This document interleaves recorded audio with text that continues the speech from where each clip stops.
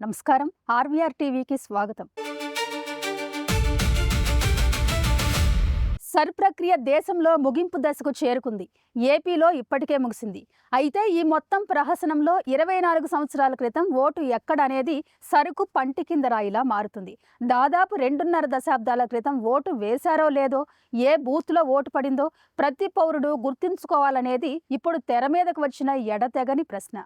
ఆనాటి ఓటు గుర్తు లేకపోతే ప్రజాస్వామ్యంలో అతని ఓటు హక్కు ప్రశ్నార్థకమవుతుందా? ఇదే ప్రశ్న నేడు ప్రత్యేక ఓటర్ సవరణ ప్రక్రియలో లక్షలాది మంది ఓటర్ల మదిలో మెదులుతుంది.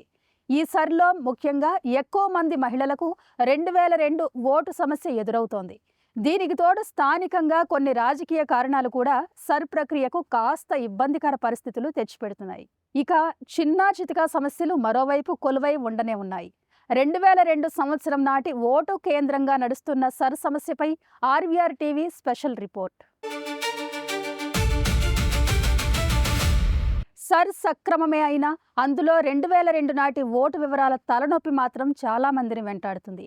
పట్టణ ప్రజలు కొంత అవగాహనతో ఈ విషయంలో ముందుకెళ్తుంటే గ్రామీణ జనాభాకు ఇది పంట కింద రాయిలా మారింది.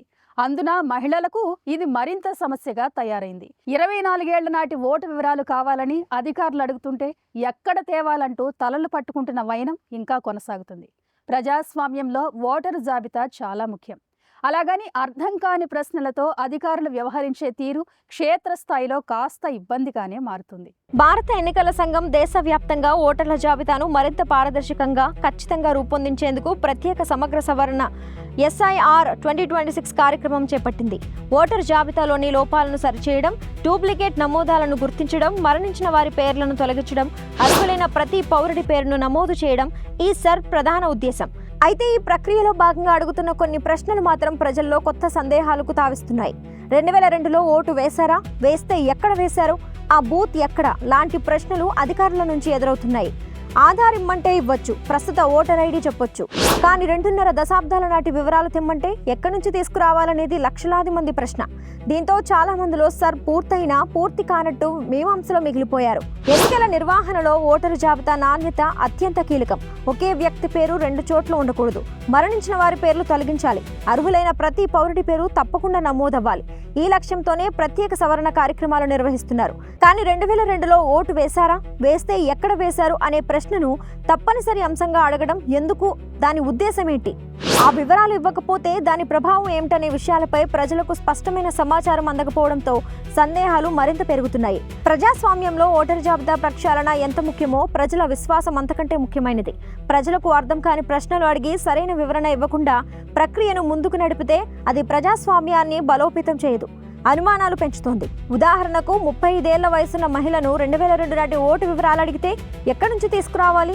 24 ఏళ్ల నాడు సదరు మహిళకు ఓటు వచ్చి ఉండదు, కానీ ఓటైతే అధికారులు అడుగుతున్నారు.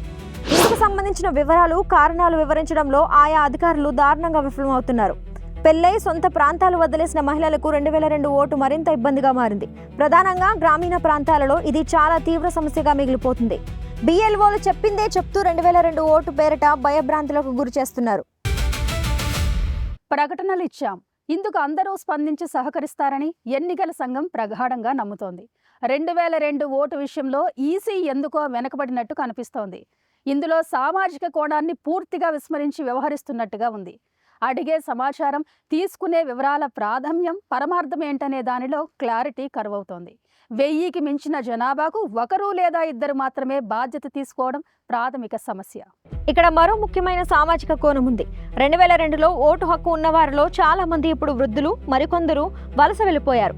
చాలా మంది తమ పాత చిరునామాలు, పాత పోలింగ్ కేంద్రాలు, అప్పటి ఓటరు వివరాలు గుర్తించుకునే పరిస్థితిలో ఉండకపోవచ్చు. ముఖ్యంగా గ్రామీణ ప్రాంతాలు, బీసీలు, ఓబీసీలు, ఎస్సీలు, ఎస్టీలు, సంచార వర్గాలు, అసంఘటిత రంగ కార్మికులు, పట్టణాలకు వలస వచ్చిన కుటుంబాలపై ఈ ప్రభావం మరింత ఎక్కువగా ఉండే అవకాశం ఉంది. సమాచార లోపం వల్ల హక్కులు దెబ్బతినకూడదు. ప్రజాస్వామ్యం ఉన్నది బలహీనులను మరింత బలహీనులను చేయడానికి కాదు, వారిని వ్యవస్థలో భాగస్వామ్యులను చేయడానికి. ప్రతి అదనపు సమాచారం వెనుక ఉద్దేశాన్ని ప్రజలకు స్పష్టంగా వివరించడం కూడా అంతే అవసరం. కొలిచినదే కొలమానం అవుతుంది. సేకరించిన సమాచారం ఏ ప్రయోజనం కోసం ఎలా వినియోగిస్తారు, పౌరుల హక్కులకు ఎలాంటి రక్షణ ఉంటుంది అనే విషయాలను బహిరంగంగా వివరించినప్పుడే విశ్వాసం పెరుగుతుంది. ప్రస్తుతం అనేక ప్రాంతాలలో హెల్ప్ డెస్క్లు, బూత్ లెవెల్ అధికారులు, ఎన్యూమరేటర్లు సర్ ప్రక్రియను అపరిమితం వేగంతో కొనసాగిస్తున్నారు. నెలల పర్యంతం జరిగిన ఈ ప్రక్రియ ఇప్పుడు మలి దశకు చేరుకుంది. క్షేత్రస్థాయిలో సర్ బాధ్యత నిర్వహిస్తున్న చాలా మందికి సరైన శిక్షణ లేకపోవడంపై విమర్శలు వెల్లువెత్తుతున్నాయి. ఫారమ్స్ ఎలా నింపాలి, ఏ సమాచారం ఎందుకు అడుగుతున్నారనే విషయాలు వివరించలేని పరిస్థితి ఉంది.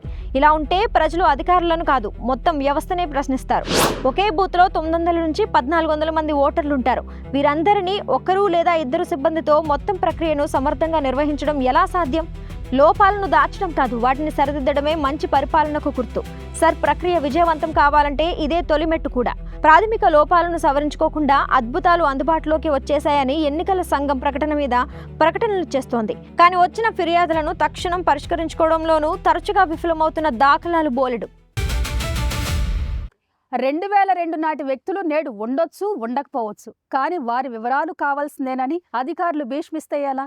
నాటి వివరాలు అనివార్యం అవడం ఎంతవరకు సబబు? ప్రస్తుతం ఓటును ప్రామాణికంగా ఎందుకు పరిగణించడం లేదు? అధికారుల ఆదేశాల ప్రకారం కొన్ని సందర్భాల్లో సర్ పట్ల విశ్వాసం సన్నగిల్లుతోంది. అందుకే జనాల నుంచి తీసుకునే సమాచారం వెనుక ఉన్న సదుద్దేశాలను నిస్సందేహంగా వివరించాలి. దేశంలో ఒక ఓటరుగా ఉండి కూడా తిరిగి దశాబ్దాల నాటి ధృవీకరణలు సమర్పించాలనే ధోరణి వల్ల అనుమానాలు అలముకుంటున్నాయి. భారత రాజ్యాంగంలోని 324 అధికరణ ఎన్నికల నిర్వహణ బాధ్యతను ఎన్నికల సంఘానికి అప్పగించింది. అలాగే ఎన్నికల చట్టాల ప్రకారం ఓటరు జాబితాలను ఎప్పటికప్పుడు నవీకరించడం ఎన్నికల సంఘం రాజ్యాంగబద్ధ బాధ్యత. అదే సమయంలో ప్రజలకు అవసరమైన సమాచారం అందించడం, సందేహాలను నివృత్తి చేయడం కూడా అంతే ముఖ్యమైన ప్రజాస్వామ్యం ప్రాధాన్యం. అస్పష్టమైన ప్రశ్నలతో అయోమయం కలిగించడం కంటే పారదర్శకమైన వివరణతో ప్రజల్లో విశ్వాసం పెంపొందించడం ముఖ్యం. అదే ఎన్నికల యంత్రాంగం తొలి బాధ్యత. ప్రస్తుతం ఈ అంశం రాజకీయ చర్చకు కూడా దారితీస్తుంది. ప్రతిపక్షాలు దీనిని ప్రజలపై అదనపు భారమని విమర్శిస్తున్నాయి. అధికార యంత్రాంగం మాత్రం ఓటరు జాబితా ఖచ్చితత్వం కోసం అవసరమైన చర్యగా సమర్థిస్తోంది. కానీ ప్రజలకు రాజకీయ వాదనలు కాదు, స్పష్టమైన సమాధానాలే కావాలి. ఎన్నికల ప్రక్రియలపై చిన్న అనుమానం వచ్చినా అది మొత్తం ప్రజాస్వామ్యం వ్యవస్థపై ప్రభావం చూపుతోంది. అందుకే ప్రతి నిర్ణయం పారదర్శకంగా ఉండాలి, వివరణలు అందుబాటులో ఉండాలి, సందేహాలకు సమాధానాలు కావాలి. ఇప్పటికే ఏపీలో సర్ ముగిసింది, అప్పీళ్లకు అవకాశం కల్పిస్తోంది ఎన్నికల సంఘం. అలాగే తెలంగాణలోనూ ఈ ప్రక్రియ ముగింపు దశకు చేరుకుంది. దేశవ్యాప్తంగా చాలా రాష్ట్రాల్లో సర్ జోరుగా సాగుతోంది. ఎన్నో అనుమానాలు, అస్పష్టతల నడుమ ఏపీలో సర్ ప్రక్రియ ముగిసింది. ఇక్కడ 44.71 లక్షల ఓట్లు తొలగించేశారు. ఇందులో చనిపోయిన, డబుల్ ఓట్లు, సరైన వివరాలు పొందుపరచని వారితో పాటు తదితర కారణాలతో తొలగింపులు జరిగాయి. ఇందులో 2002 ఓటు సమస్యతో ముడిపడిన ఓట్లు కూడా ఉన్నాయి. ముసాయిదా ప్రకటన తర్వాత మళ్లీ తిరిగి ఓటు పొందే అవకాశం కూడా ఉందని ఈసీ చెప్తోంది. ఆంధ్రప్రదేశ్లో ఇటీవల ముగిసిన సర్ ప్రక్రియలో భాగంగా మొత్తం 4.16 కోట్ల ఓటర్లు ఉన్నట్లు రాష్ట్ర ఎన్నికల ప్రధాన అధికారులు వెల్లడించారు. మొత్తం సేకరించలేనివి లేదా తొలగించాల్సిన జాబితాలోకి చేర్చినవి 44.71 లక్షల ఓట్లు, అంటే 10.74% అన్నమాట. క్షేత్రస్థాయిలో బూత్ లెవెల్ అధికారులు నిర్వహించిన ఇంటింటి సర్వేలో ఎన్యూమరేషన్ ఫారంలు లభించకపోవడం, సరైన వివరాలు లేకపోవడం వల్ల తొలగింపు ఓట్లను గుర్తించారు. మరణించిన వారు 15.22 లక్షల మంది, శాశ్వతంగా వలస వెళ్లిన వారు 14.43 లక్షల మంది, రెండేసి చోట్ల ఓట్లు ఉన్నవారు 7.37 లక్షల మంది. 2002 ఓటు ఆచూకీ లేని ఓట్లు 7 లక్షల మందికి పైమాటే. ఆచూకీ లేని జాబితాలోనే 2002 ఓటుకు సంబంధించిన ఓట్లను కూడా చేర్చారు. ఇంతటితో సర్ ప్రక్రియ ముగిసినట్టు కాదు. ముసాయిదా ఓటర్ల జాబితా ప్రకటన, అభ్యంతరాల స్వీకరణ తదితర నిర్దేశిత సందర్భాలలో తిరిగి ఓటరు జాబితాలో స్థానం పొందే అవకాశం ఈసీ కల్పించింది. సాధారణంగా 2002కు సంబంధించి ఎన్నికల సంఘం ఇచ్చిన ప్రకటనల్లో క్లారిటీ ఉంది. కానీ ఈ సమాచారం మోసుకెళ్లే వ్యవస్థలు సరైన మార్గాలను ఎంచుకోలేదు. దీంతో 2002 ఓటు సమస్య జటిలమైంది. ఈ 2002 లింకేజీ లేకపోతే ఏమవుతుంది? ఎటువంటి ధృవీకరణ పత్రాలు అవసరమవుతాయి? తాత ముత్తాతల మూలాల వివరాల్లోకి వెళ్లాల్సిందేనా? అసలు 24 ఏళ్ల నాటి సదరు సమాచారం అందుబాటులో లేకపోతే మన ఓటు పదిలమా కాదా?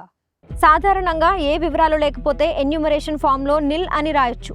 ఒకవేళ కుటుంబంలో ఎవరికి 2002 నాటి వివరాలు లభించకపోతే ఎన్యూమరేషన్ ఫామ్లో ఆ కాలంలో నిల్ అని రాసి మీ ప్రస్తుత ఓటరు వివరాలు, ఫోటో సమర్పించవచ్చు.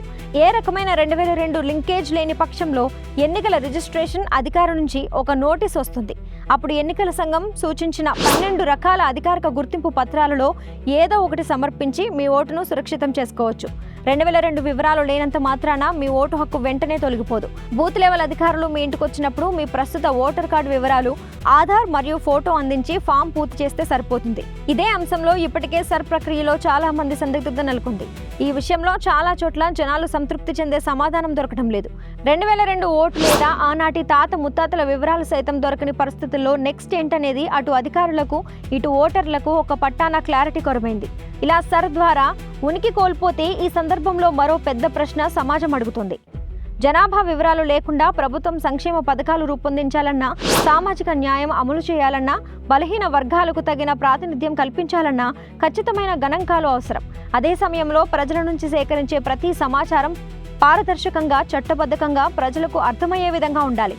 సమాచారం సేకరణకు ప్రజల సహకారం అవసరం. ఆ సహకారం విశ్వాసం ద్వారానే వస్తుంది, కానీ సందేహాల ద్వారా కాదు. ప్రభుత్వం, ఎన్నికల యంత్రాంగం తక్షణమే కొన్ని చర్యలు తీసుకోవాలి. బిఎల్ఓలు, ఎన్యూమరేటర్లకు సమగ్ర శిక్షణ ఇవ్వాలి. ప్రతి ప్రశ్న వెనుక ఉద్దేశాన్ని సులభమైన భాషలో వివరించే మార్గదర్శకాలు విడుదల చేయాలి. ప్రతి హెల్ప్ డెస్క్లో ప్రజలకు స్పష్టమైన అవగాహన కల్పించే సిబ్బందిని నియమించాలి. అవసరమైతే వివిధ శాఖల అధికారులను ఈ ప్రక్రియలో భాగస్వామ్యులుగా చేయాలి. ప్రజల సందేహాలను నివృత్తి చేసే ప్రత్యేక హెల్ప్ లైన్లను ఏర్పాటు చేయాలి. ప్రజాస్వామ్యంలో నమ్మకం కోల్పోవడం అత్యంత పెద్ద నష్టం. ఈ నష్ట నివారణకు వ్యవస్థల సమిష్టి సహకారమే సావధానమని చెప్పక తప్పదు. 2002 నాటి ఓట్ల తొలగింపు వివాదం సృష్టించిన రాజకీయ ప్రకంపనలు దేశంలో నేటికీ సజీవంగానే ఉన్నాయి.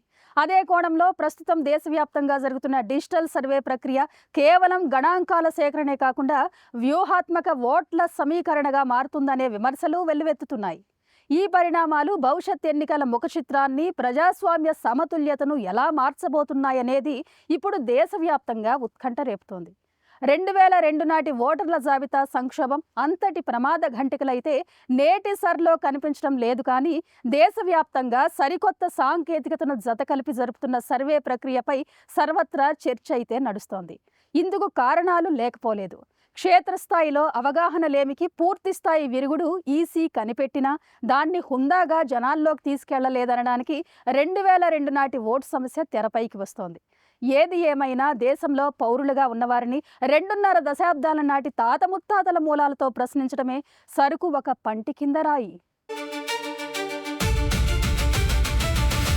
ఇలాంటి కరెంట్ అప్డేట్స్ కోసం చూస్తూనే ఉండండి మన ఆర్వీఆర్ టీవీ. లైక్ చేయండి, షేర్ చేయండి, సబ్స్క్రైబ్ చేయండి.